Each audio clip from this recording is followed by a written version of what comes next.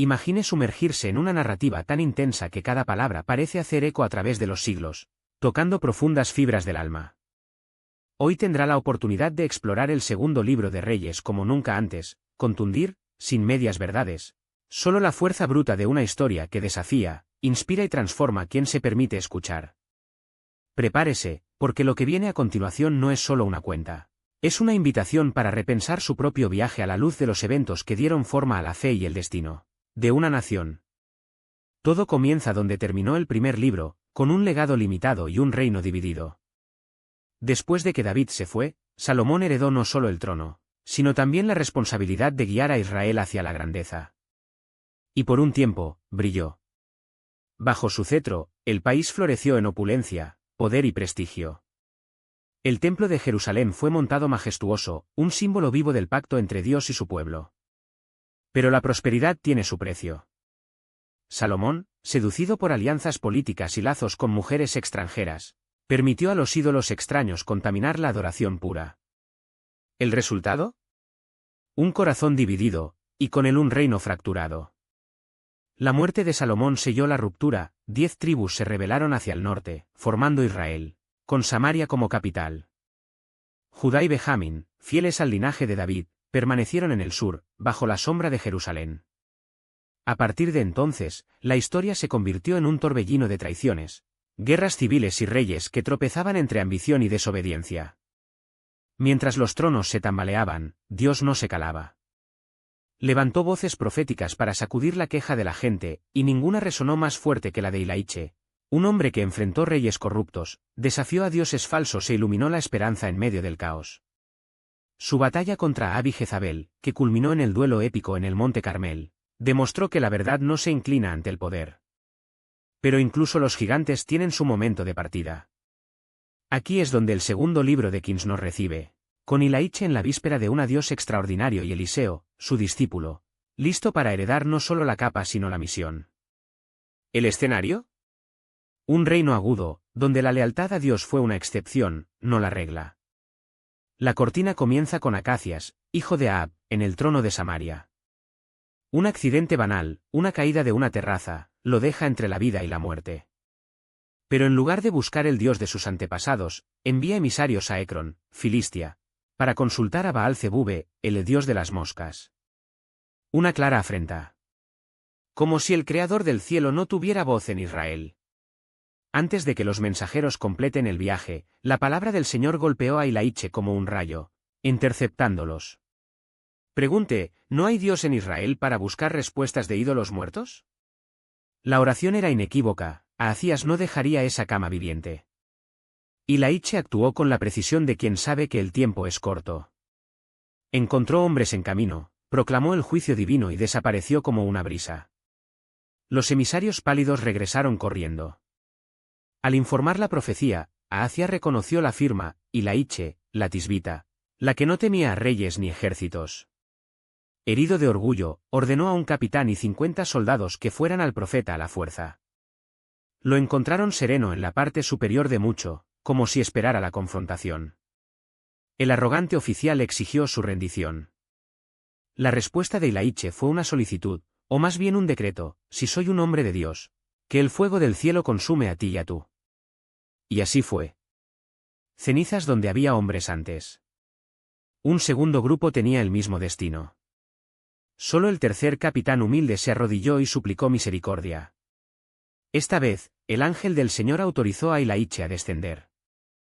Frente al rey moribundo, Ilaiche no escatimó palabras, la oración era irrevocable. Ahazías murió como profetizado, y su hermano Jorao tomó el trono vacío. Otro rey, otro capítulo en la saga de un pueblo que insistió en olvidar quien los apoyó. Pero se acercaba algo más grande. El aire parecía cargado de expectativas, como si la creación misma conteniera respiración. Era el día en que Ilaiche sería tomado, no por la muerte, sino en un torbellino de gloria. Eliseo, su discípulo, sintió en el cofre que cada paso era un adiós.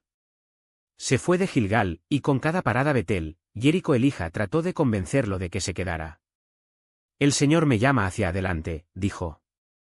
Pero Eliseo, decidido, respondió, no te abandonaré, incluso si mi vida depende de ello. Los profetas a su alrededor murmuraron, hoy tu maestro será raptido. Eliseo los silenciaron. Él ya lo sabía. Tufo. Ceo era uno, no perder de vista al que lo había moldeado. Llegaron a Jordania. Y Laiche duplicó su capa, golpeó las aguas y el río se abrió como un camino de plata.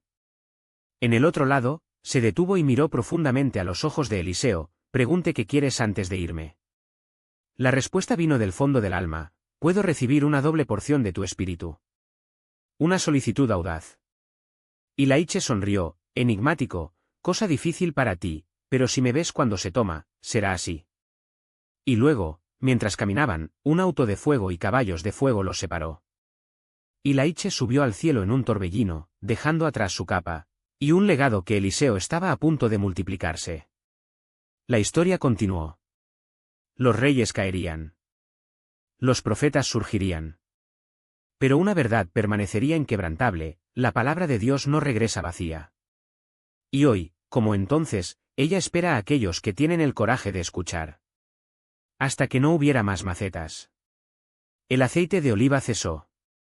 La mujer miró a su alrededor, incrédula, cada recipiente, incluso el último, desbordado del oro líquido que valía más que la plata. Eliseo no solo le había dado un milagro, sino que le había dado un futuro.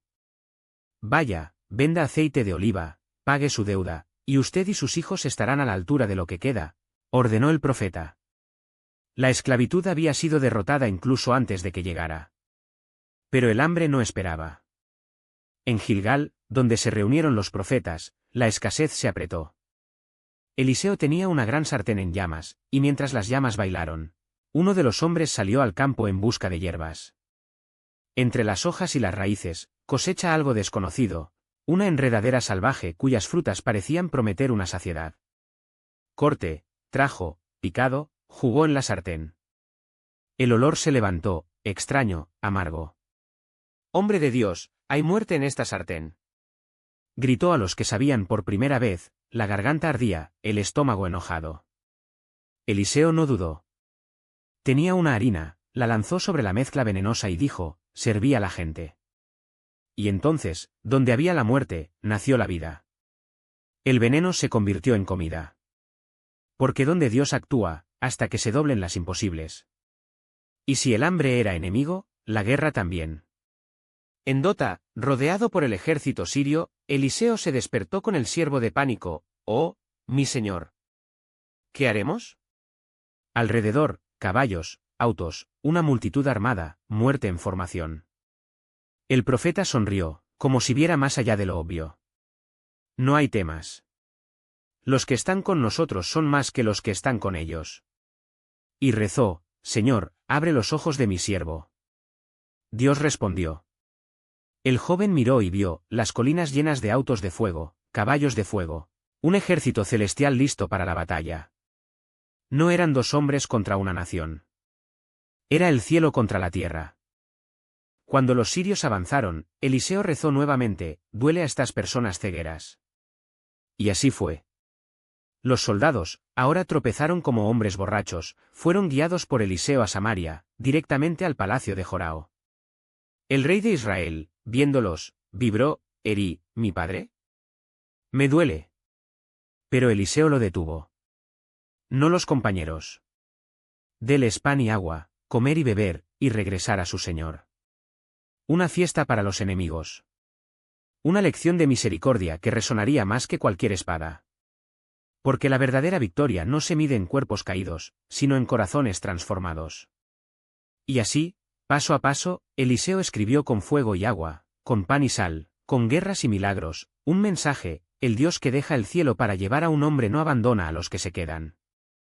La misma mano que arrebató a Laiche en llamas es la que multiplica el aceite de oliva en los cilindros vacíos, lo que purifica las aguas malditas, que ciega a los ejércitos con aliento. No hay un desierto tan seco que no hace ríos, no hay noche tan oscura que no encienda las estrellas. La pregunta no es si Dios actúa. Es si tenemos ojos para ver. Donde quiera que estuviera. Pero los ojos que vieron la lepra de Naamán desaparecieron con una inmersión, también vieron el veneno de la ambición infiltrando el corazón del sirviente. Eliseo no necesitaba denuncias, Lee el alma como alguien que lee un libro abierto a la luz del mediodía. No era hora de recibir plata, ni ropa, ni viñedos, ni olivos, ni ovejas, ni bueyes, ni sirvientes, se hacía eco de la voz del profeta, no como un grito, sino como un lamento que cortaba más profundo que cualquier espada. Por lo tanto, la lepra de Naamán se aferrará a ti y a tu descendencia para siempre. Y así, Geasi ya no se fue como un sirviente, sino como un espejo vivo de lo que sucede cuando cambiamos el milagro de la moneda, la fe para la codicia. Su piel, una vez intacta, ahora llevaba el peso de una elección, como la nieve de la traición, que lo marcaba no solo en el cuerpo, como en la historia. Pero la narración no se detiene en los obstáculos de los hombres. Cuando Gehazi se alejó con su maldición autoimpuesta, Eliseo giró los ojos hacia el horizonte, donde se dibujaron nuevas batallas. No los de espadas y escudos, sino aquellos que deciden el destino de las naciones. En Siria, el rey Ben-Hadad, rodeado de sus consejeros, trazó la guerra contra Israel. Campemos en ese lugar, dijeron los estrategas, y el plan parecía perfecto que Eliseo, como si se sienta en su mesa, advirtió al rey de Israel, ir por allí, porque los sirios van allí. 1, 2, 3 veces la advertencia se repitió, y el rey de Israel, asombrado, sospechaba un espía entre sus oficiales. Hasta que un día, Ben-Hadad, furiosamente, ha convocado a sus sirvientes, dime, ¿quién está a favor del rey de Israel? Y uno de ellos, con la voz temblorosa de aquellos que revelan un secreto divino, respondió, no es ninguno de nosotros, oh rey. Es Eliseo, el profeta que está en Israel, que le dice al rey las palabras que hablan en tu habitación. La noticia cayó como un rayo. No era una estrategia, no era suerte, Dios estaba interfiriendo con el consejo de guerra, desmantelando los planes tan fácilmente como un padre desmantela el castillo de arena de un niño. ¿Qué pasa si el Dios de Eliseo escuchó la noche susurros de un rey enemigo? ¿Qué esperanza tendría un ejército que marchara contra él? Ben-Hadad no dudó. Envió caballos, autos y un gran ejército, no para robar una ciudad, sino para rodear una casa, de Eliseo en Dotán. Al amanecer, el sirviente del profeta se despertó y, al abrir la ventana, vio el horizonte cubierto de fuego y metal. «Oh, mi señor. ¿Qué haremos?» Pero Elisa, serena como alguien que ha visto a los ángeles descender por la escalera de Jacob, respondió, «No teman, porque están con nosotros que los que están con ellos». Y luego rezó, «Señor, abre los ojos de este joven». Dios respondió. El sirviente volvió a mirar y no es un ejército sirio, sino montañas de caballos y autos de fuego. Un ejército celestial que hizo de la legión de Ben-Hadad de un montón de niños con espadas de madera. No fue una batalla. Fue una lección.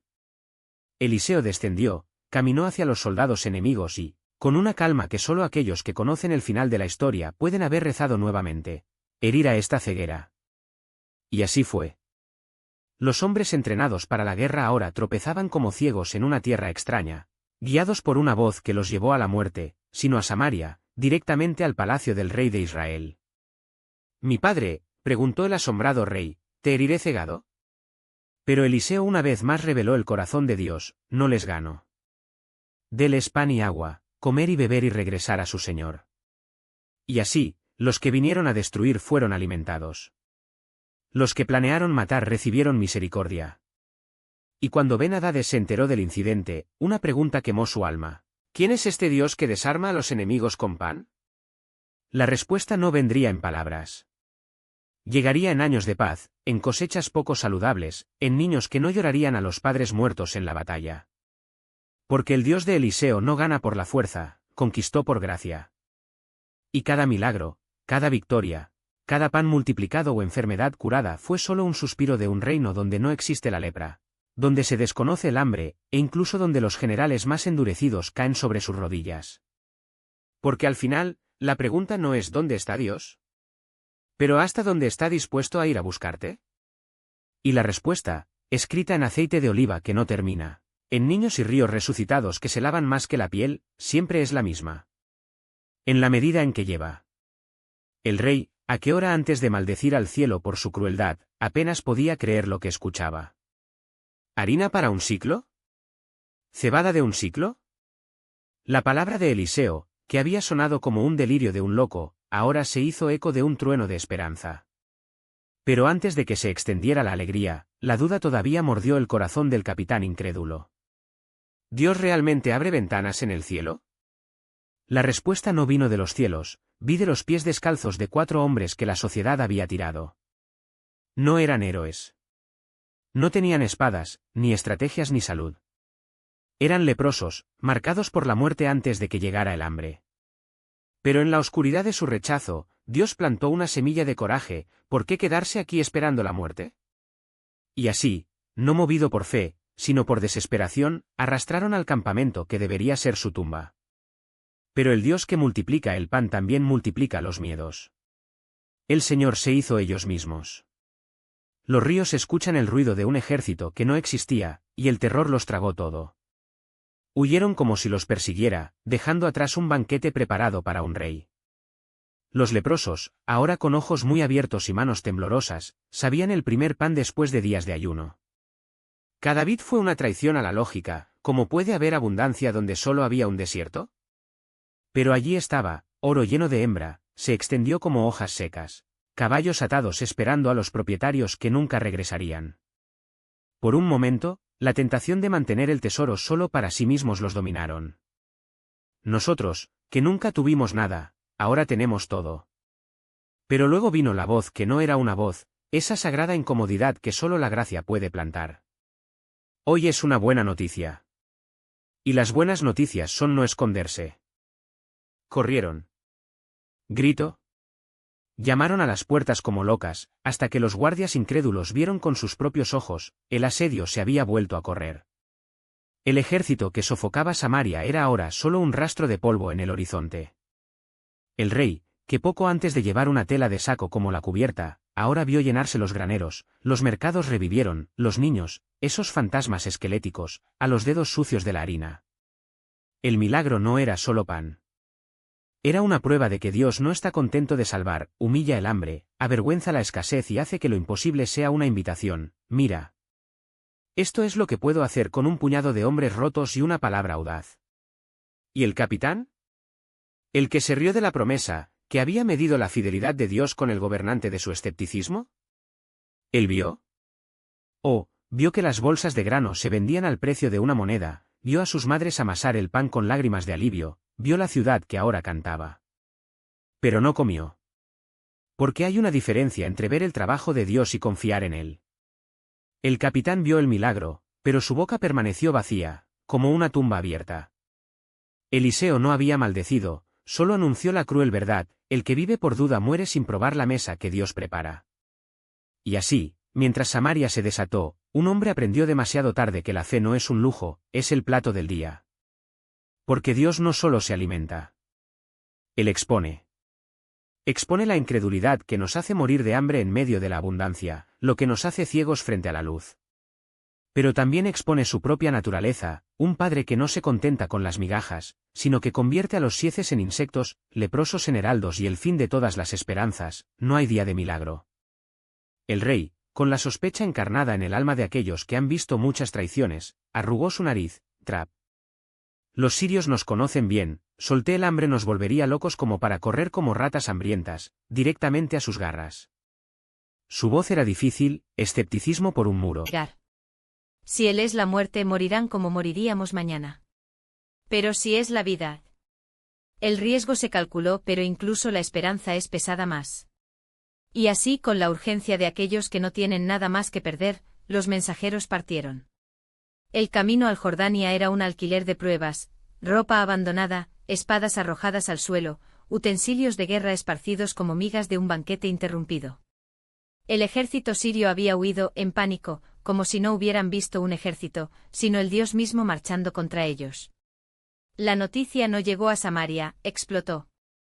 Las puertas de la ciudad, previamente bloqueadas por la desesperación, fueron rotas por la multitud que en horas vio que el milagro se materializaba: una medida de harina para un ciclo, 2 de cebada al mismo precio. El mercado, ayer un campo de batalla de migas, ahora se desbordó. Y el capitán, el que se rió de la promesa de Eliseo con la arrogancia de aquellos que nunca necesitaban milagros, estaba allí. En la puerta, justo cuando la multitud, ebria de alivio, lo atropelló sin piedad. Su cuerpo, aplastado bajo los pies de los que había diseminado, selló la palabra del profeta: cuando Dios habla, a la tierra obedece. Pero cuando Samaria estaba borracho de abundancia, Eliseo, como un general que ve más allá de la batalla, ya estaba mirando el siguiente horizonte. Él fue a ella, Sunamite, la mujer cuya historia era un bordado de milagros y lágrimas. Levántate, dijo con la urgencia de que no admitió demoras. Toma tu casa y vaya. Vendrá el hambre. Y esta vez no será por 7 días, sino durante 7 años. No había preguntas. Ella, que ya había aprendido a reconocer la voz de Dios en la boca del profeta, se fue al mismo tiempo. Salió de la casa, las tierras, los sueños enterrados en el polvo de la pornografía. 7 años después, cuando regresó, encontró su herencia, tal vez por las manos codiciosas, tal vez por el momento en que ha visto a un niño. La resurrección no se inclinó ante la desesperación. Y aquí el cielo y la tierra conspiraron a su favor. Mientras cruzaba los umbales del palacio, el rey de Israel preparó sin saberlo el terreno para su restauración. Dime, preguntó Yaz, sirviente de Eliseo, todas las maravillas que hizo. Y justo cuando Yaz narró cómo el profeta había devuelto la vida al hijo de Sunamite, entró. No fue una coincidencia. Era Dios tejiendo justicia con hilos de memoria. Oh rey, esta es la mujer. Este es el niño. El rey, frente a la prueba de poder viviente que superó los tronos, no dudó: devuelve todo, una piedra, cada cosecha, cada grano que la tierra produjo en su ausencia. ¡Qué hombre robado! Dios regresó 2 veces. Porque no solo ve injusticia, sino que está fuera de control. Pero la historia no se detiene. Mientras el Sunamite recolectaba los fragmentos de su vida, Eliseo ya estaba en camino a Damasco, donde la muerte y el poder se entrelazaban en un juego peligroso. Ben-Hadad, el rey sirio, yacía enfermo, su imperio tremendo como sábana en el viento. Al enterarse de la presencia del profeta, envió a Razael, su fiel servidor, con una caravana de 40 camellos cargadas de riquezas, el precio de un milagro. Te pregunta si me curaré, ordenó. Pero Eliseo no miró los regalos. Miró al hombre. Y cuando Razael se presentó, el profeta fijó en él una mirada que perforaba las almas. Silencio. Hasta las lágrimas inesperadas sulcan su rostro. ¿Por qué lloras, mi señor? Razael no entendió. Aún no. Porque veo lo que harás, dijo Eliseo, su voz rota por la visión del horror. Quemarás tus fortalezas, matarás a tus jóvenes, aplastarás a tus hijos, rasgarás el útero de tus mujeres embarazadas. El criado se retiró como si el aceite de unción se hubiera vuelto venenoso. ¿Cómo podría yo, un perro, hacer tal cosa? Pero el profeta ya sabía: el Señor me mostró que serás rey. Razael regresó con una mentira en sus labios, dijo que sanará, y un plan en el corazón. Al día siguiente Ben-Hadad murió asfixiado bajo una manta empapada, y Siria tenía un nuevo rey. Un rey que, sin saberlo, ya estaba marcado por la sangre que aún se derramaba. Mientras tanto, en Judá el trono se estaba pudriendo. Jorao, junto con el matrimonio con el maldito linaje de Ahab, gobernó con la misma podredumbre. Edom se rebeló. Libna se rebeló. El reino, como un cuerpo enfermo, comenzaba a suministrar por dentro. Cuando murió, ni siquiera las crónicas lloraron por él. Su hijo Acacias, solo 22, heredó el legado de la traición, dijo en los caminos de Ahab, como si la historia no hubiera enseñado nada. Pero Dios no duerme. Y como la corte se hundió en su propia corrupción en Ramote Gilead, un hombre fue ungido en secreto. Eliseo llamó a uno de los suyos. No es un guerrero, no un príncipe, un joven profeta, con un recipiente de aceite de oliva y una misión que lo cambiaría todo. Ve. Encuentra a Jehú. Vierta el aceite de oliva sobre su cabeza. Y luego corre, porque cuando la palabra del Señor cae sobre un hombre, el mundo no es el mismo. El discípulo obedeció. Llegó a Fortaleza donde Jehú, entre los capitanes, no sospechó que su vida estaba a punto de convertir una llama. ¿Tienes una palabra para mí? Jehú rose, intrigado. ¿Cuál de nosotros? Para ti, comandante. En la sala interior, lejos de los ojos curiosos, el aceite de oliva goteó sobre su cabeza, símbolo y sello. Así dice el Señor, Rey en Israel. Vengarás la sangre de mis profetas, la sangre derramada por Jezebel. La casa de Ahab será barrida. Los perros lamerán su sangre en Jezreel. La oración era un trueno. El joven profeta salió corriendo como si el aire en sí estuviera cargado de dinamita. Jehú regresó al pasillo. Los oficiales, oliendo la revolución, preguntaron ¿cómo estás? Él dudó. Entonces, como quien enciende una mecha, así y así dijo el Señor. No tuvo que terminar. Las cubiertas volaron al piso. Sonaron las trompetas. Jehú es el rey. La rebelión ya no era un susurro, era un terremoto. Y ahora, nada podría detenerlo. Jorn, herido en Jezreel, no sabía que su tiempo había llegado. Acacias, el joven rey de Judá, lo visitó sin sospechar que estaba pisando una pestaña. Orina de ajedrez divina. Jehú no quería advertirles. Quería sorprenderlos. Que nadie salga de Ramote, ordenó. La caza estaba a punto de comenzar. Y esta vez, la sangre de Nabot se acercaría. Hijo, no lloró, dijo. Con la frialdad de una serpiente y la velocidad del rayo, ella se puso de pie en Jerusalén y ejecutó su plan más oscuro. El dolor de la pérdida no era suficiente, quería el trono. Y por eso, la sangre de sus propios nietos no sería un obstáculo. La espada de Atalia se elevó contra el linaje real. Uno por uno, los herederos de David fueron cazados, arrastrados desde los cuartos del palacio, desde las calles de Jerusalén, hasta que solo quedaban cuerpos. Ella creía que había exterminado toda la semilla de la promesa. El trono estaba limpio. La casa de David, reducida a cenizas. O eso pensó. Pero Dios tenía un plan oculto. Mientras los gritos de los niños resonaban en los corredores del palacio, un niño estaba oculto. Jeosabeate, hermana de Ahía y esposa del sacerdote de Joiada, actuó con coraje que solo proviene de la fe. Ella robó a Joás, el pequeño príncipe, de las garras de la muerte. Durante 6 años, el último heredero de David vivió escondido en el templo, entre los altares y los rollos de la ley, mientras que Atalia reinó con un Ironjan sobre Judá. Judá gimió. Los sacerdotes temblaron. La gente suspiró bajo el yugo de una reina que amaba a Baal y aplastó la esperanza. Pero en el silencio del Santo de los Santos, una llama todavía ardía. Hasta que llegó el día. En el 7º año las joyas, el sumo sacerdote, ya no podían esperar. Reunió a los capitanes, los levitas, los hombres de confianza. No con palabras, pero con una mirada, selló el pacto. Este es el momento, susurró. El Señor no abandonará tu promesa. Por la mañana, mientras Atalia todavía soñaba con su poder, el templo se llenó de guardias armados. Joás, ahora de 7 años, fue coronado entre aclamaciones. Sonaron las trompetas. La gente gritó «¡Viva al rey!». Y cuando Atalia escuchó el ruido corrió a ver, solo para encontrar su final. Miró al niño en el trono, a los guardias con espadas desnudas, a las personas que la odiaban. Traición, rugió, desgarrando sus túnicas. Pero nadie movió un dedo para salvarla. Joiada ordenó, sácalo entre las filas. Eso no muere a través de la espada en el templo del Señor. Y así, entre los caballos y las calles de Jerusalén, Atalia cayó, justicia por la sangre que se derramó. El pequeño Joás reinó. La casa de David fue restaurada. Y aunque Jehú en Israel y las joyas en Judá habían actuado con manos fuertes, un día la gente olvidaba. Los altares de Baal volverían a girar. Los terneros dorados seguirían siendo adorados. Pero por un momento crucial, Dios demostró que su palabra no regresa vacía. Porque cuando los hombres planean la destrucción, ha escrito la restauración. Cuando los tronos temblan, Él permanece firme. Y sin conspiración, sin golpe, ninguna reina asesina puede borrar la promesa hecha a David. Tu trono se establecerá para siempre.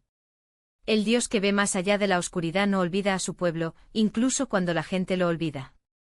Cuando Jehoacas se inclinó ante los terneros dorados, y los altares de Baal fumaban en Samaria, el Señor permitió que el orgullo de Israel se rompiera como jarrón de alfareros. Rasael, el sirio, sacudió las ciudades, aplastó a los ejércitos, redujo lo que era fuerte a casi nada. 50 caballeros. 10 autos. 10.000 hombres mal armados, nación que ya ha dominado territorios. Pero fue en debilidad lo que Jehoacas recordó. No por mérito, no por un corazón repentinamente puro, sino porque el dolor lo llevó al límite donde solo es para llorar. Y cuando el rey húmedo extendió sus manos vacías, Dios escuchó. No porque Israel lo mereciera, sino porque tu misericordia es mayor que nuestra rebelión.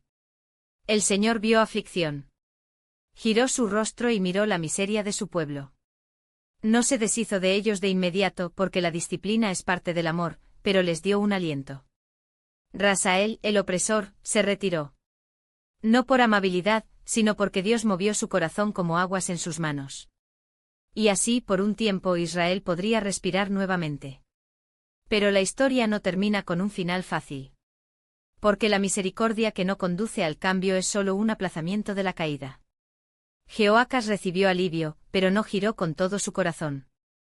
Las pantorrillas permanecieron en pie. Los altares paganos siguieron intactos. Y cuando el rey murió, su hijo Jeores subió al trono, escuchando no solo la corona, sino la misma terquedad espiritual. El ciclo se repitió, Dios habló, Israel se endureció. Dios disciplinado, Israel crank. Dios entregado, Israel lo olvidó. Hasta que la paciencia divina, como un río que se desborda, trajo el día en que se le cobraría el proyecto de ley. Porque hay un límite para la tolerancia de Dios. No por capricho sino por justicia. No por crueldad, sino por amor, porque dejar el pecado sin respuesta es dejar a la gente sin esperanza. Y así, mientras Judá todavía se estaba recuperando de Atalia y Joas, mientras que el templo brillaba en el exterior pero vacía por dentro, el norte siguió su camino de autoestructura. Pero en medio de la oscuridad, una verdad seguía siendo inquebrantable, el trono de David no sería derrocado. Incluso cuando los reyes fallaron, incluso cuando la gente se desvió, la promesa no dependía de su fidelidad, sino de la fidelidad de la que la logró. Y cuando los hombres cayeron sus intrigas y levantaron sus altares, Dios ya estaba preparando el próximo movimiento. Porque no abandona su propósito. Ni siquiera cuando todo parece perdido. El Señor no olvida el suyo. Incluso cuando la tierra se niega bajo el peso de la rebelión, cuando los altares paganos se multiplican como heridas abiertas en la carne de la nación, actúa. No por su mérito sino por fidelidad a su propia palabra. Siria oprimió, la tierra gimió y Dios levantó un liberador. No es un héroe forjado por la espada humana, sino un instrumento en manos de la que escribe historia con fines eternos. Quizás fue Eliseo, el que ya había roto aguas y resucitó. Tal vez era un rey cuyo nombre de las escrituras ni siquiera se registra, porque el verdadero autor de la victoria no necesita créditos terrenales. Lo que importa es esto, Israel respiró. No porque lo mereciera, no porque se haya arrepentido, sino porque la misericordia del Señor es más larga que la noche más oscura. Y luego la muerte llamó a la puerta del profeta. Elisa, que se volvió hacia el cielo, se arrastró en llamas, que había ordenado a la muerte que se retractó, que había hecho que los ejércitos enteros tropezaron con su propia ceguera, ahora se encuentra en una cama, consumido por la enfermedad. Sus ojos, una vez llenos del fuego de Dios, ahora nublado con la sombra del partido. Pero el Espíritu todavía hablaba por sus labios. Y cuando Joás, rey de Israel, entró en esa habitación, no vio a un solo hombre morir, vio el último hilo que conectó la tierra con el cielo para separarse. Las lágrimas cayeron como lluvia sobre el pecho del profeta. Mi padre, Cars de Israel y sus caballeros. No fue un lamento común. Era el grito de un pueblo que sabía, sin Eliseo, estaban desnudos. Sin su voz, los cielos se callarían. Sin su unción, las batallas se perderían antes de que comenzaran. Pero Dios no abandona a su pueblo sin una última palabra. Tome un arco y flechas, dijo Eliseo con una voz que ya pertenecía a lo eterno que al tiempo. El rey obedeció. Las manos temblorosas sostenían la madera curva, y sobre ellas, las manos del profeta, refcas, pero aún cargadas de autoridad. Abra la ventana al este. El viento entró trayendo el olor de la guerra que vendría.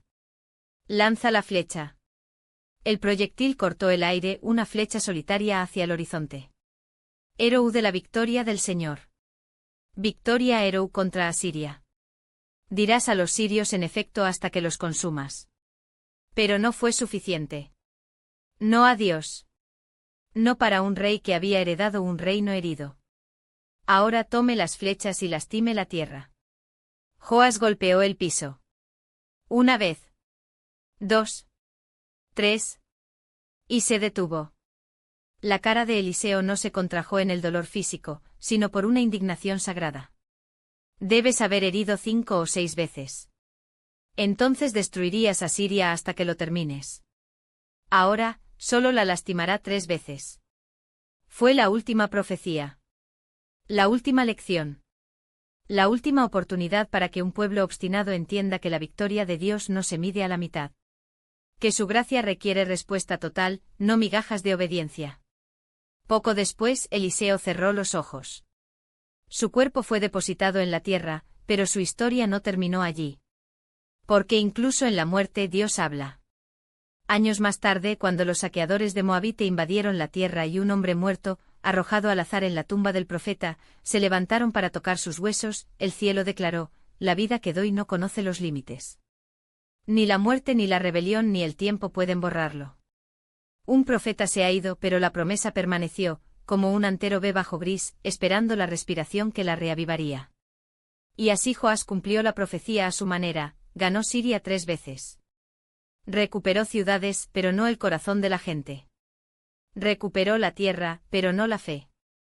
La guerra no cesó, solo pospuse su juicio. Porque Dios no está contento con victorias parciales. Quiere todo el reino. Todo el altar. Corazón entero. Mientras tanto en Judá, Amasías subió al trono a los 25 años, con un reinado que duraría 29 años, y una fe que nunca se ha medido a medias. Hice lo que era recto en los ojos del Señor, pero no con todo el corazón. ¡Qué frase tan terrible! ¿Qué diagnóstico necesitó una nación que adorara a Dios sin no tener en cuenta?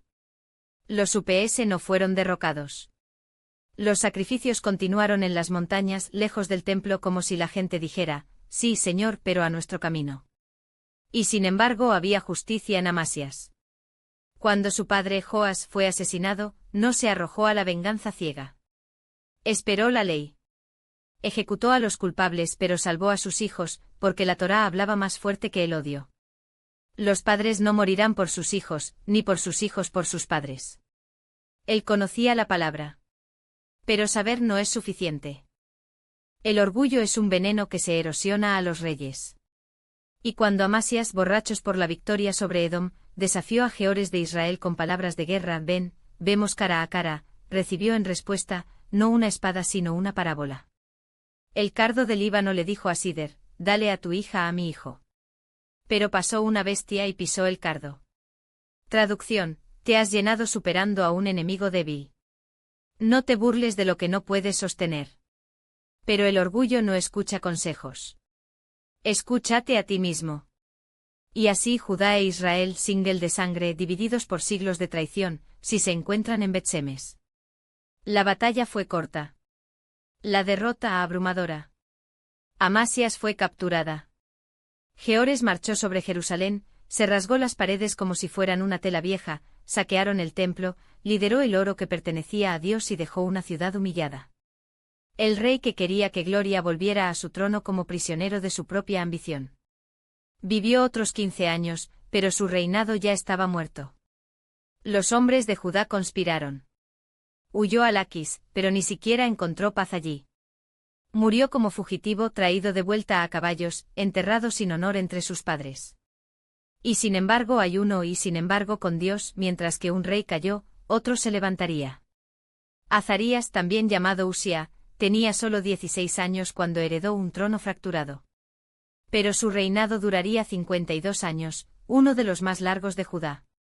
Durante décadas hizo lo que estaba recto, de modo que el orgullo una vez más lo derribó. Porque incluso los reyes más fieles olvidan: la fuerza no proviene del cetro, sino el que lo da. Y cuando el uso se atrevió a invadir el lugar sagrado como si fuera, y no el sumo sacerdote, quien podría acercarse a la presencia de Dios, la lepra lo marcó. Aislado, roto, que rige a través de su hijo Jotón, aprendió demasiado tarde que la verdadera autoridad se arrodilla. Mientras tanto en el norte Israel se pudrió en el interior. Jeroboam II, hijo de Jeores, reinó 41 años en Samaria, el reinado más largo del reino dividido. Y repitió los mismos errores, los mismos terneros dorados, los mismos altares falsos, el mismo idolatría disfrazado de la religión. Pero aquí está el misterio de la gracia: Dios vio la aflicción de Israel. No había ejércitos, no había héroes, hay un pueblo roto, esclavo de sus propios pecados. Y sin embargo, por el bien de Abraham, Isaac y Jacob, el Señor les devolvió la tierra. Desde Lebo Amate hasta el Mar Muerto, las fronteras no se expandieron por mérito sino por misericordia. Fue un grito en el desierto, vuelve a mí. Pero Israel no escuchó. Zacarías, hijo de Jeroboam II, subió al trono y reinó 6 meses antes de ser asesinado, un nombre en la lista de reyes que intercambiaron la gloria de Dios por la sombra de los ídolos. La dinastía de Jehú, que había comenzado con fuego y juicio, ahora era borrada en sangre y traición. El norte estaba podrido. Se acercaba el juicio. Y sin embargo, siempre hay uno, y sin embargo, Dios no ha terminado. El trono de Israel era ahora un asiento gris. Salum, el conspirador, no duró un ciclo de luna. Un mes después de 30 días y Menahem, con manos sangrientas y un corazón aún más negro, tiró de la corona de la misma manera que la había tomado. Pero Menahem no era un rey, era un verdugo. Cuando Tifsa se resistió a su dominio, no envió ejércitos, entró un mensaje. Un mensaje escrito en el vientre desgarrado de mujeres embarazadas, en el grito amortiguado de los niños que nunca respirarían. Era el idioma de la tiranía, suben, o el vecino será usted. E Israel se presentó. No para Dios, sino para temer. Durante 10 años Menahem reinó como títere de Asiria, un gobernante que intercambió la dignidad de la gente por monedas de plata. 30 toneladas de metal, arranacadas de los ricos. Ese extorsionado de los pobres, robados del sudor de una nación ya exhausta a Tigla-Pileser como un tributo. El precio de la paz fue la humillación. El precio de la supervivencia fue la esclavitud. Y cuando Menahem murió, dejó un reino que ya no pertenecía a sí mismo, sino al imperio que lo devoró lentamente. Su hijo Pacaías heredó un trono cojo y un legado de sangre. 2 años después de 24 meses, y la historia se repitió. Peca, uno de sus propios capitanes, lo asesinó en el palacio de Samaria, junto con 50 hombres leales. Un golpe más. Un cuerpo más arrojado al olvido. Peca, ahora rey, reinó durante 20 años, pero su nombre no sería recordado con honor. Sería sinónimo de derrota. Porque fue bajo su gobierno que Asiria regresó, esta vez, no para cobrar impuestos, sino para cosechar territorios. Tiglat-Pileser avanzó como una guadaña, Janoa, Guat, Gilead, Galilee, Naphtali, Pie-Pedoco, la tierra prometida fue arrancada de las manos de Israel. La gente fue deportada. Ciudades reducidas a escombros. 10 tribus comenzaron a desaparecer del mapa, como la arena tomada por el viento. Y sin embargo, nadie lloró. Nadie se volvió hacia Dios. Cuando el norte se derrumbó, Judá observó desde lejos. Jotón, hijo de Ucías, subió al trono en Jerusalén a los 25. 6 años de un reinado que a primera vista, parecía un soplo de esperanza. Reconstruyó la puerta alta del templo, como si quisiera reabrir el camino que la gente había cerrado. Pero los UPS no fueron derrocados. Los sacrificios en las colinas continuaron. La renovación era superficial, como pintar las paredes de una casa mientras la fundación se pudre. Cuando Jotón murió, dejó un reino que todavía respiraba pero que ya estaba infectado. Y luego vino Ahaz. 20 años. Un reinado que comenzó con la apostasía y terminó en ruina. No solo toleró la idolatría, la celebra. Quemó a su propio hijo en sacrificio Moloch, como si la sangre de un inocente pudiera comprar el favor de los dioses silenciosos. Levantó altares en cada colina, debajo de cada árbol frondoso, hasta que la tierra que un día manejó la leche y la miel ahora exhalaron el olor a carne quemada a los demonios. Judá se había convertido en una copia distorsionada de las naciones que Dios había expulsado. Y el juicio no se retrasaría. Rezim, rey de Siria y pecados, el mismo pecado que ahora gobernaba Israel, marchaba contra Jerusalén. El asedio endureció la ciudad como un puño. Las paredes se resistieron, pero el miedo penetraron. Elate en el sur cayó. Los edomitas invadieron. Y Ahaz, en lugar de Gelar antes del Altísimo, Joelou antes de Asiria. Saqueó el templo. Robó la plata y el oro consagrado a Dios y los envió a Tiglat-Pileser como soborno, acompañado de un mensaje patético: soy tu siervo, tu hijo. Sube y sálvame. El rey asirio respondió no por lealtad sino por codicia. Damasco estaba devastado. Endim, muerto. Y Ahaz, agradecido, fue a la ciudad destruida para rendir homenaje a su Salvador. Allí, entre las ruinas, vio algo que lo fascinó, un altar.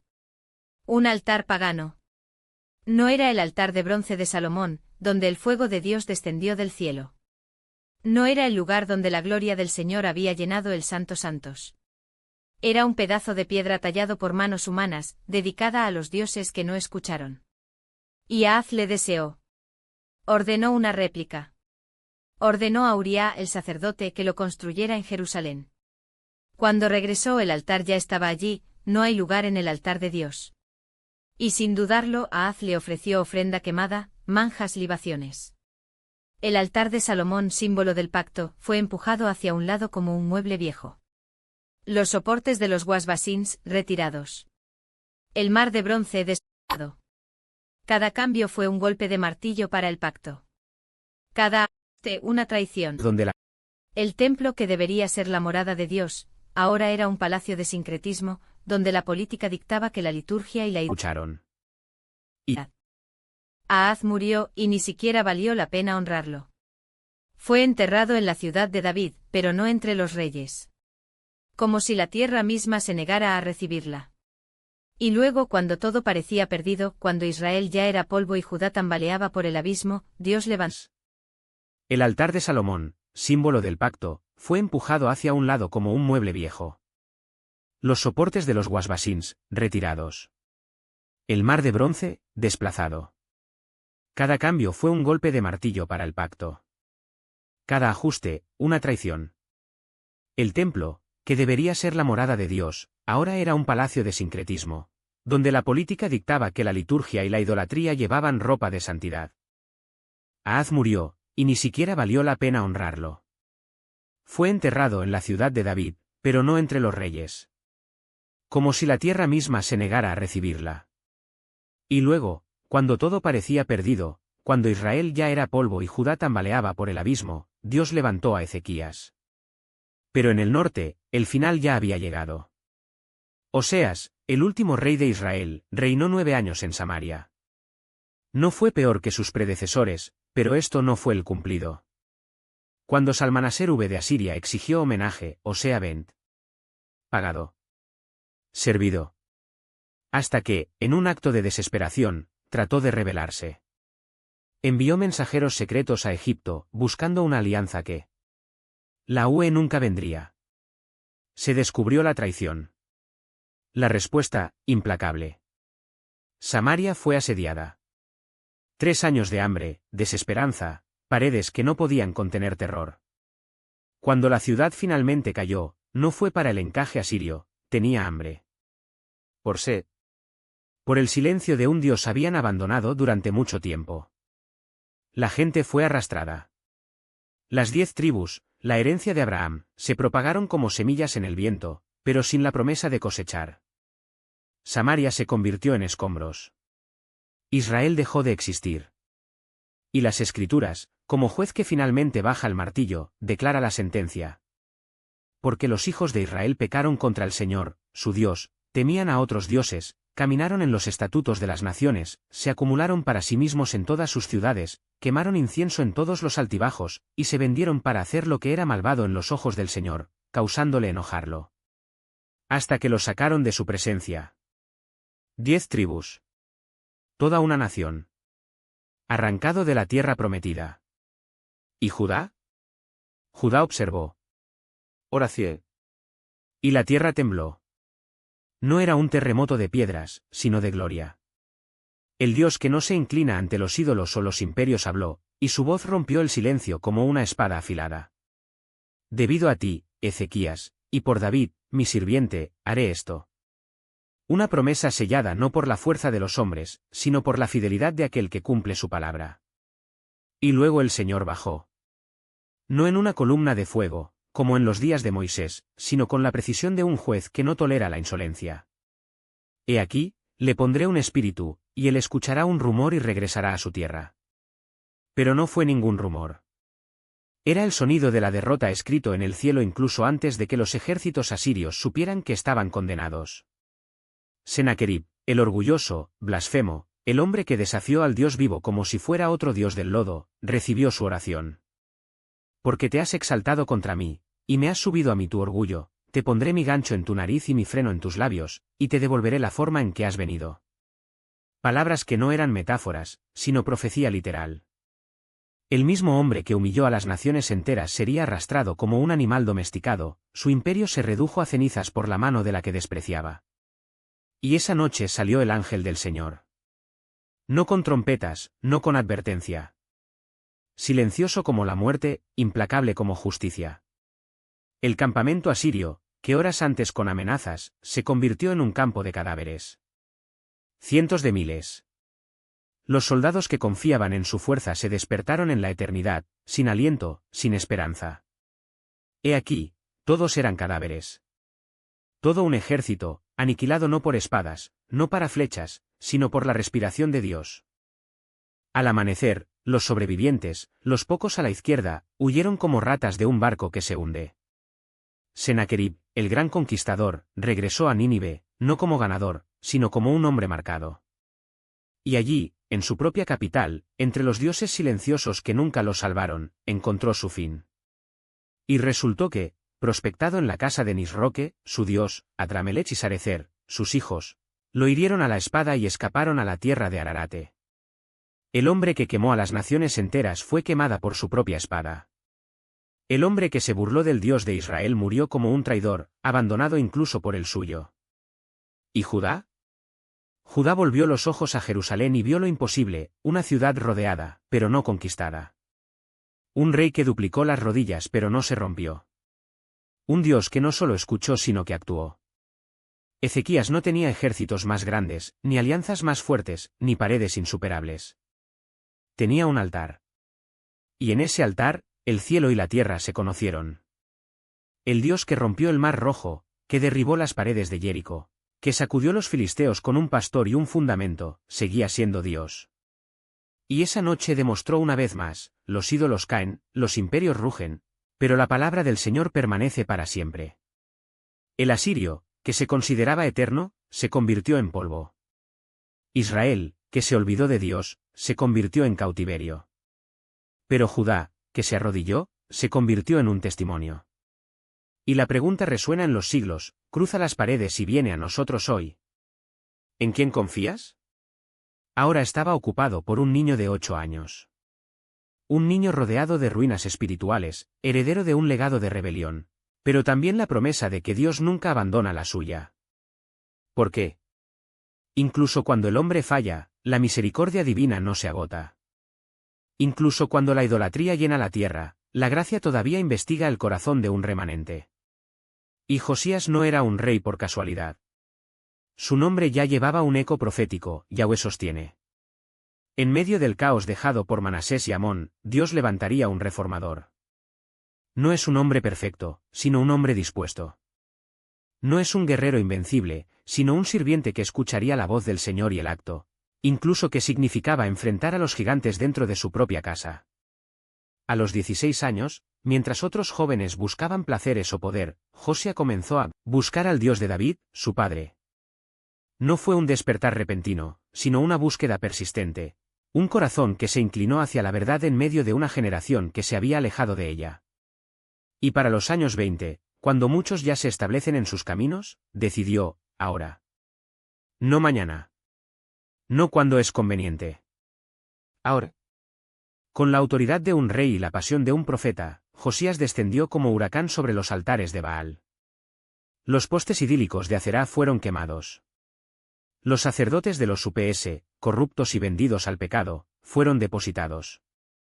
Los huesos de los terrenos fueron arrastrados fuera de las ciudades, profanando los lugares donde habían profanado el nombre de Dios. Ni siquiera ahorró los valles de Ben Hinnom, donde los niños habían sido quemados en sacrificio a Moloque. Ese lugar maldito, Tofeli, se convirtió en un valle de archivo, un depósito de basura, de modo que nadie más se atrevió a los sagrados. Pero la reforma no se detuvo en las paredes de Jerusalén. Josías alcanzó su mano sobre todo Judá, sobre las ciudades restantes de Israel, sobre los restos de las tribus del norte. Desde Bersabella hasta Dan, los altares fueron derribados. Los ídolos, aplastados. La gente, convocada para regresar al pacto. Porque la verdadera adoración no es un ritual vacío, es un corazón roto, una vida entregada. Una nación que elige servir solo al Señor. Y luego, en el 8º año de su reinado, mientras que el templo de Salomón, ahora profanado por décadas de idolatría, fue restaurado, sucedió algo. Entre los escombros de negligencia, el sumo sacerdote Hilquías encontró el libro. No hay ningún libro, sino la ley. Torá, las palabras que Moisés había escrito con el dedo de Dios, perdido en el polvo del tiempo, olvidado debajo de las capas de rebelión. Cuando se abrió y leyó el rollo ante Josia, el rey se rompió la túnica. No de ira, sino de dolor. No de orgullo herido, sino de un corazón perforado. Grandes son la ira y la ira del Señor que se han encendido contra nosotros, porque nuestros padres no han escuchado las palabras de este libro, para hacer lo que estamos escritos. Vio el peso de la desobediencia. Él entendió que la idolatría no era solo un error, una traición. Y allí, antes del altar, José ha hecho algo que ningún rey había hecho desde los días de David, se humilló a sí mismo. No con lágrimas fignadas, sino con un lamento que sacudió los cielos. No con promesas vacías, sino con un compromiso que cambiaría el destino de una nación. Invocó a todos los Judá, grandes y pequeños, sacerdotes y levitas, extranjeros y nativos, para una alianza solemne. Y allí, en el templo purificado, con la sangre de los sacrificios aún frescos en los altares, el rey leyó toda la ley. Cada palabra. Cada mandamiento. Cada advertencia. Y la gente escuchó. Y la gente traspasó. Porque la reforma no es solo para derrocar a los ídolos, es reconstruir los altares. No es solo quemar el falso, sino que abrazará lo verdadero. Josías no estaba contento con limpiar la tierra, restauró la Pascua. Una celebración que no se vio desde los días de los jueces, cuando Israel todavía era una nación unida bajo Dios. Y esa noche, mientras el cordero se horneó, mientras que el pan sin levadura se rompió, mientras que las familias se reunieron para recordar la liberación de Egipto, sucedió algo profundo. Judá recordó quién era. Pero aquí está la verdad que cortó como una espada, la reforma de Josías, sin importar cuán radical, no fuera suficiente para detener el juicio. Porque la justicia de Dios no está anulada por la obediencia tardía, es pospuesta por la misericordia. El Señor le dijo al rey, porque tu corazón se ha ordenado y te humilló delante de mí. He aquí, te reuniré en paz. Tus ojos no verán todo el mal que traeré sobre este lugar. Josías moriría antes de la tormenta. No vería a Babilonia marchando sobre Jerusalén. No presencia el templo en llamas. Pero su vida, su arrepentimiento, su coraje, su incansable búsqueda de Dios, sería un faro. 1. Prueba de que incluso en la oscuridad más densa, un hombre puede cambiar el rumbo de la historia cuando elige servir al Señor con todo su corazón. Y la pregunta todavía resuena, cruzar los siglos, resonando en nuestros días. ¿Qué harás con la verdad que tienes en tus manos? Un trono que debería estar ocupado por el tiempo endurecido por el tiempo ahora apoyó el peso de un niño de 8 años. Josías. Un nombre que el destino insistiría en convertirse en legado. En una época en la que la esperanza parecía tan frágil como las paredes agrietadas del templo, donde la verdad se colocó bajo capas de indiferencia e idolatría, Dios eligió lo improbable, un rey reino. No es un guerrero experimentado, no un estratega astuto, sino un corazón suave, aún no corrompido por los juegos de poder. Y este chico creció. Mientras reyes delante de él se inclinaron ante los dioses de la piedra y los caprichos de la carne, Josías miró hacia atrás, muy atrás, y vio un camino casi borrado por el polvo del tiempo, el camino de David. David no es imperfecto, sino David, quien, incluso tropezando, nunca dejó de buscar el rostro de Dios. Josías no coqueteó con medio sobre todo. No negoció con el pecado. No se desvió a la derecha ni a la izquierda.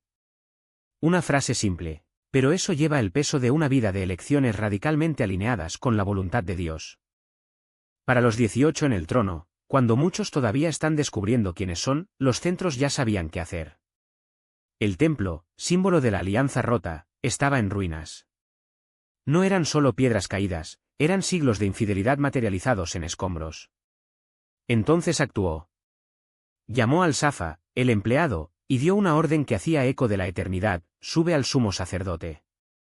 Reúne el dinero consagrado. Restaurar la casa del Señor. No fue un proyecto de reconstrucción, fue un acto de guerra espiritual. Cada martillo en andamios, cada piedra reemplazada en su lugar, era un grito silencioso contra la apostasía que había devorado a Judá. Y luego, en medio del polvo y el sudor, sucedió algo. No por casualidad. Nunca es por casualidad.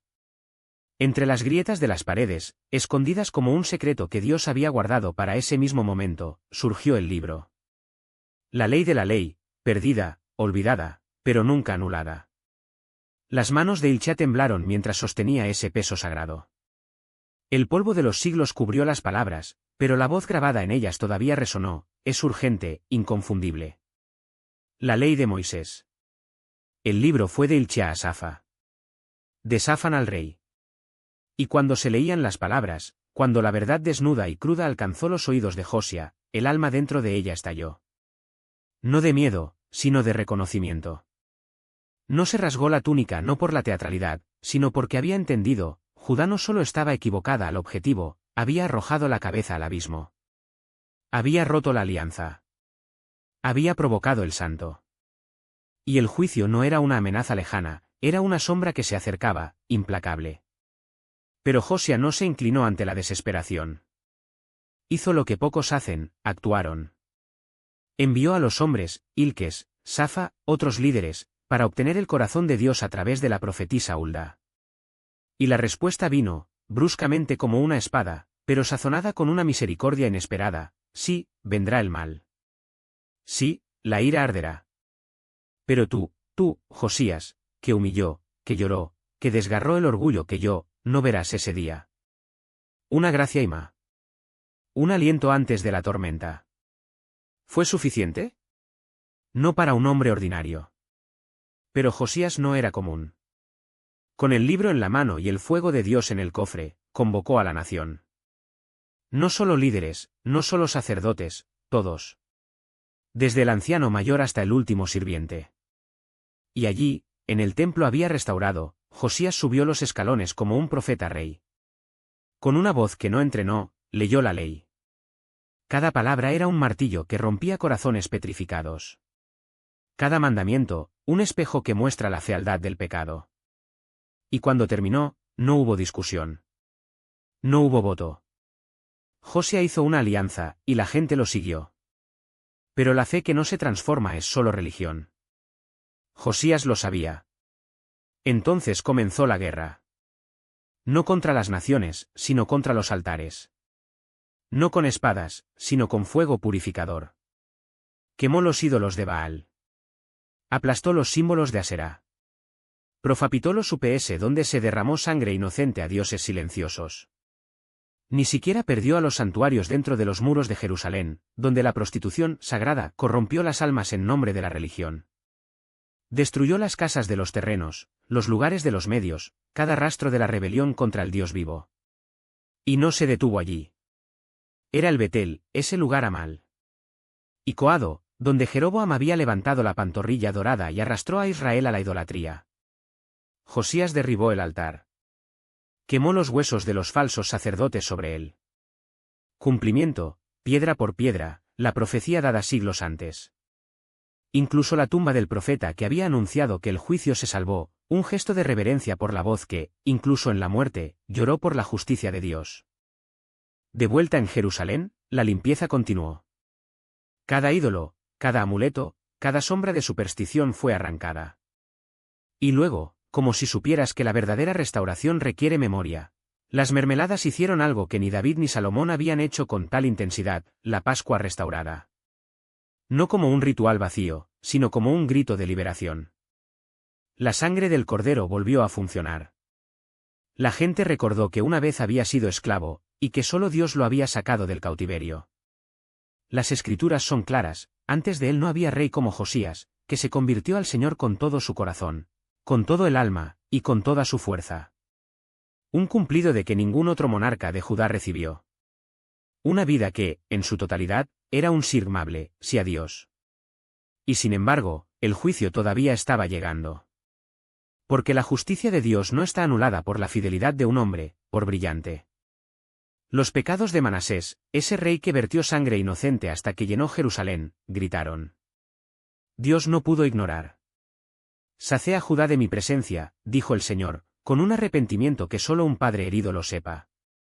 Entonces vino a mí Faraón Nieco, con sus autos y arrogancia, marchando hacia el norte.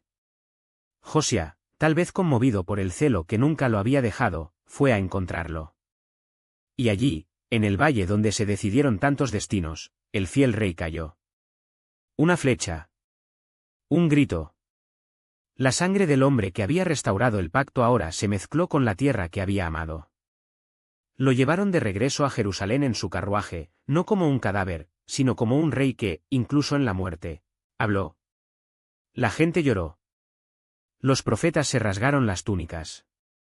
Jerusalén completamente sabía, algo irreparable si lo fuera. Jehoacaz, su hijo, fue coronado, pero solo reinó 3 meses antes de ser arrastrado en cadenas de Egipto, un juguete en manos del mismo faraón que había matado a su padre. Y luego vino Joaquim. Un nombre impuesto por Yeco, un títere en la bandeja de los imperios. 25 años. 11 años en el trono. Y en cada uno de ellos, una traición tras otra. Donde Josías había buscado a Dios, Joaquim buscó alianzas políticas. Donde Josías quemó ídolos, Joaquim levantó altares. Donde Josías había llorado, Joaquim se rió, de modo que esa risa se convirtió en terror. Porque mientras Judá jugaba para ser gratis, un nuevo poder aumentó en el horizonte. No más Egipto, ya no Asiria. Babilonia. Y con ella, un rey cuyo nombre sonaba como una oración, Nabucodonosor. Se acercó el asedio. La cuenta finalmente se le cobraría.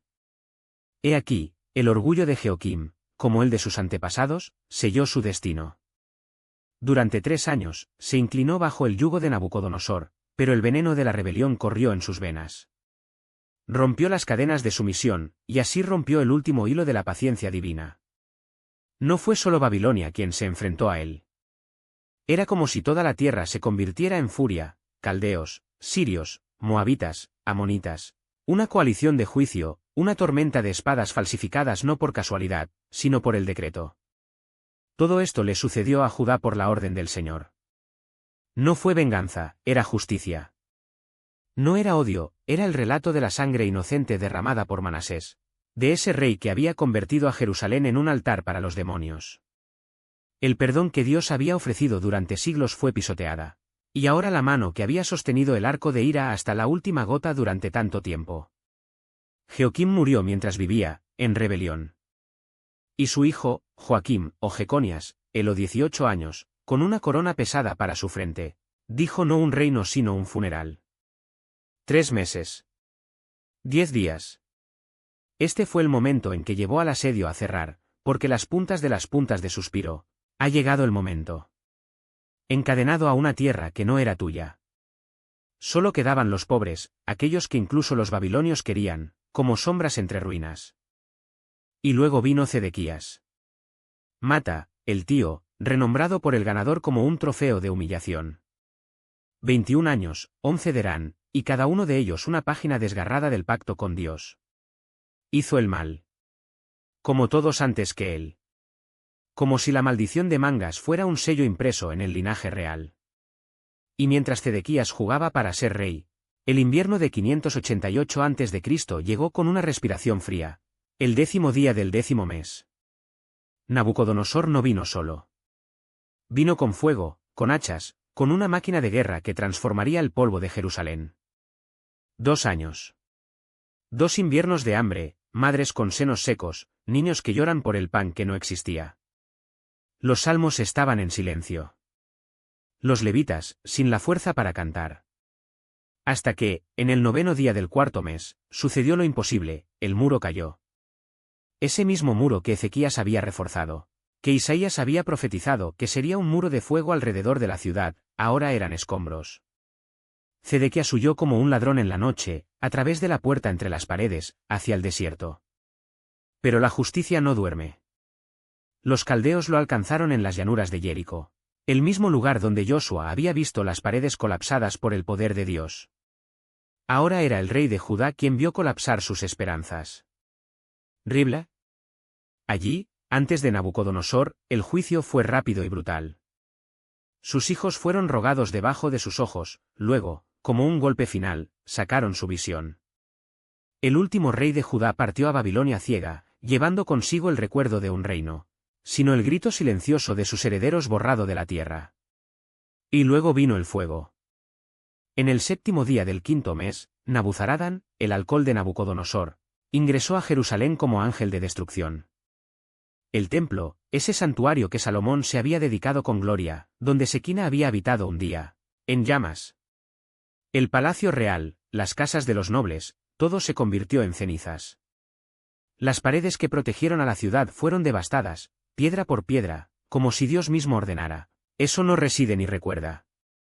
Los pilares de bronce de Jaquim y Boaz, símbolos de la fuerza de Salomón, estaban rotos. El mar de fundición, donde se lavaron los sacerdotes, se redujo a fragmentos. Incluso los censuriles, los que una vez trajeron oraciones a Dios, fueron saqueados. Los líderes, sacs, generales, profetas, fueron ejecutados sin piedad. Judá ya no era una nación. Era una tumba. Pero luego, la mitad del polvo y el humo, un detalle. Un cable de luz sobre la tela desgarrada de la historia. 37 años después, en el exilio, Joaquim el rey depuesto recibió una visita inesperada. Ibol Merodoque, el nuevo soberano de Babilonia, lo sacó de la prisión. No por mérito, sino por gracia. Intercambiaron sus túnicas de prisioneros por ropa de honor. Le dieron un lugar para la mesa real, una pensión diaria, como si, en las entrañas del cautiverio, Dios susurra, todavía no ha terminado. Porque el linaje de David, aunque exiliado, todavía respiraba. La promesa, aunque pospuesta, todavía pulsó. Y así, el segundo libro de los Reyes termina, no con trompetas de victoria, sino con el eco de un templo en llamas, no con un trono restaurado, sino con un rey ciego siendo llevado, no con la gloria de Israel, sino con la fidelidad de Dios, incluso cuando todo lo demás se derrumbó. Este libro es un espejo. En él vimos a los reinos levantarse y caer como castillos de arena. Hemos visto a los profetas llorar en el desierto mientras la gente bailaba con ídolos. Vimos a Josía Craí y Manase risas, luego el juicio llega como una inundación. Pero también vimos algo que ni el fuego ni la espada podrían borrar, la palabra de Dios se cumple. Verso por verso. Generación tras generación. Incluso cuando parece que se quedó en silencio, está tejiendo. Hasta que cuando el templo arde, la promesa arde más fuerte. Si llegaste aquí, no fue una coincidencia. 25 capítulos de sangre, lágrimas y fuego, uno de ellos un grito, vuelve. Mientras hay tiempo. Porque esta historia no se trata solo de Judá. Se trata de ti. Acerca de mí. Sobre lo que sucede cuando intercambiamos lo más alto por cosas bajas. Cuando confundimos la libertad con la rebelión, cuando creemos que Dios no lo ve. Entonces te pregunto, ¿qué harás con esta historia? ¿Lo cerrarás mientras se lee otro capítulo, o la dejarás quemarte adentro? Josía o Manase, ¿qué legado estás construyendo? Los ídolos de hoy no son madera, pero son igualmente voraces. Y el juicio no viene con espadas, viene con el silencio de la voz de D. Es, con la sequedad del alma, con la sensación de que, incluso rodeado de multitudes, estás solo. Pero hay una puerta. Siempre ha habido. El mismo Dios que preservó el linaje de David en el exilio es el que hoy extiende su mano y dice, ven. No como un tirano, sino como padre. No para destruirte, sino para restaurarte. Entonces, ahora, el comentario. Compartir. Deja que esta historia te marque. Porque el segundo libro de los Reyes no es un punto final. Es una advertencia. Una oportunidad. Un llamado a la memoria, Dios no se rinde. Incluso cuando nos dimos por vencidos. Y que esta verdad no se pierde al ritmo rápido de tu vida. No dejes que drene entre los dedos como la arena, ni puede enterrarlo bajo el peso de la emergencia que grita atención. Manténgalo. Repítelo. Vívalo. Porque el Dios que movió los cielos para salvar a un pueblo rebelde es el mismo que hoy investiga sus corazones con una pregunta silenciosa pero urgente: ¿y qué harás con lo que acabas de escuchar? No espere una señal más clara. La señal ya está aquí, descrita en páginas antiguas, haciendo eco de promesas que no envejecen, arrojando la herida abierta de un rey que, incluso traicionó, todavía llama a los niños a los traidores. Así que ve. Lleva esa certeza contigo. Pero no lo guardes solo para ti. El mundo está lleno de personas que, como Ahazía y Jehoram, tropiezan en la oscuridad, convencidas de que Dios tiene silencio. Muéstrales lo contrario. Sé la voz que repite: no se rindió. Nunca te rindas. Y cuando la duda llame a tu puerta, ¿lo golpeará? La historia de Israel no ha terminado en ruinas. Terminó en un establo, con un grito de bebé que desgarró el silencio de los siglos. Hasta que nos volvamos a encontrar, que este eco no sale contigo. Y eso, entre una tarea y otra, te detienes, respiras y escuchas: todavía hay tiempo. Siempre hay.